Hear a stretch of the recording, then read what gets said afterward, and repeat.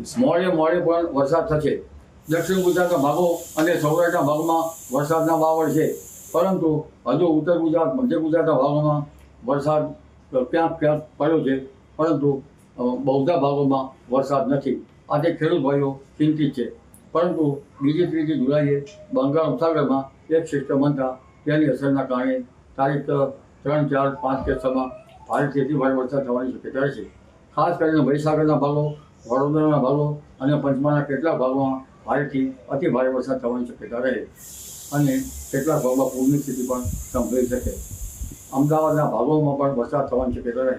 અમદાવાદના ભાગોમાં તારીખ 12 સુધીમાં 4 ઇંચ કે તેથી વધુ વરસાદ થવાની સંભાવના રહે. આ ઉપરાંત વેસ્ટર્ન ડિસ્ટર્બન્સના લીધે અરબ સાગરનો ભેજ વેસ્ટર્ન ડિસ્ટર્બન્સમાં મર્જ થાય છે. બંગાળ ઉપસાગરનો ભેજ પણ વેસ્ટર્ન ડિસ્ટર્બન્સમાં મર્જ થાય છે, જેના લીધે પાટણ સમી હાડીના ભાગો, દસાડાના ભાગો અને બનાસકાંઠાના ભાગો, સાબરકાંઠાના ભાગો, અરવલ્લીના ભાગો, પંચમહાલના કેટલાક ભાગોમાં વરસાદ થવાની શક્યતા રહે. કોઈ ભાગમાં 3 થી 4 ઇંચ કે તેથી વધુ વરસાદ થવાની શક્યતા રહે. કચ્છના ભાગોમાં પણ વરસાદ થવાની શક્યતા રહે. તેના ભાગમાં 2 થી 3 ઇંચ જેવો વરસાદ થવાની શક્યતા રહે. ખાવડાના ભાગમાં વરસાદનું પ્રમાણ ઓછું રહી શકે. તેમજ 2 સિસ્ટમના કારણે પૂર્વ ભારત, ઉત્તર પૂર્વ મધ્યપ્રદેશ આ ભાગોમાં તો વરસાદ થશે અને જેના લીધે નર્મદા નદીમાં જળનો આવરો વધતા ડેમની સપાટીમાં વધારો થઈ શકે.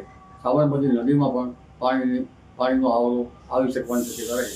આ ઉપરાંત દક્ષિણ ગુજરાતના ભાગો, આવડના વલસાડના ભાગો, નવસારીના ભાગો, સુરતના ભાગો અને ભરૂચના કેટલાક ભાગોમાં ભારેથી ભારે વરસાદ થઈ શકે. કેટલાક ભાગમાં અતિ ભારે વરસાદ થતાં પૂરની સ્થિતિ પણ બની શકે. દક્ષિણ સૌરાષ્ટ્રના ભાગોમાં પણ ભારે વરસાદ થઈ શકવાની શક્યતા રહે. કોઈ ભાગમાં અતિ ભારે વરસાદ થાય. આ ઉપરાંત પશ્ચિમ સૌરાષ્ટ્રના ભાગો, જામનગરના ભાગો, ઉત્તર સૌરાષ્ટ્રના ભાગો, ગીરના ભાગો અને લગભગ મોરબીના ભાગો, આગળના ભાગો, હળવદના ભાગો, સુરેન્દ્રનગરના ભાગો, આ ભાગોમાં પણ વરસાદ થવાની શક્યતા વરસાદનું વહન ગુજરાત માટે આવી રહ્યું છે. જે તારીખ 12 જુલાઈ સુધીમાં સચરાચર વ્યાપક વરસાદ થવાની શક્યતા રહે છે. એટલે 12 જુલાઈમાં એક પછી એક બે હવાના હળવા દબાણ થતાં 2 સિસ્ટમો ઉદ્ભવતા બંગાળ ઉપસાગરનું વહન ભારે વરસાદનું વહન લઈ આવવાની શક્યતા રહે છે. કેટલાક ટ્રફ, કેટલાક સર્ક્યુલેશન, આ બધા મધ્યપ્રદેશમાં બનતું લો પ્રેશર, આ બધા કારણોસર આ વરસાદ થવાની શક્યતા રહેશે.